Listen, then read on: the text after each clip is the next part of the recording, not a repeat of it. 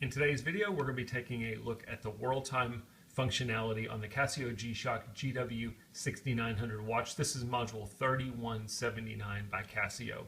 Now, before we start talking about world time, as with most things on this watch, you always want to make sure that you have your home city set correctly, because if your home city is wrong, your world time values will be wrong as well. I'm not going to go through that in here. I've done a video in the past that shows you how to set your home city, but let's assume that you've got your home city set correctly. Now let's go look at the world time. I'm in my regular timekeeping mode. I'm going to simply press the mode button. It's the bottom left button one time. You'll see WT, and then you will see it flip to a value.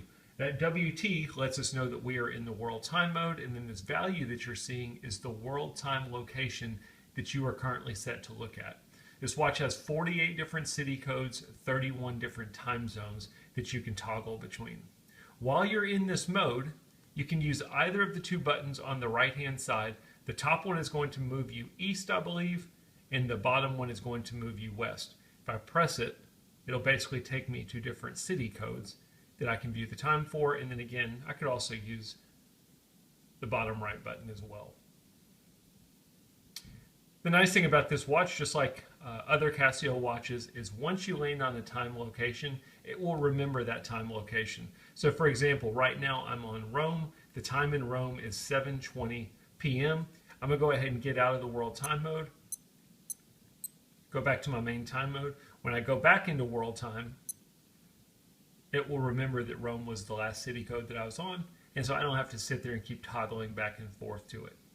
It's really pretty simple. That's about it. The only other thing that's worth noting is your daylight savings time value. If I wanted to change the daylight savings time value for my world city location while I'm in world time mode and while I am on that given city, I'm going to press and hold the adjust button. It's the top left button on the watch.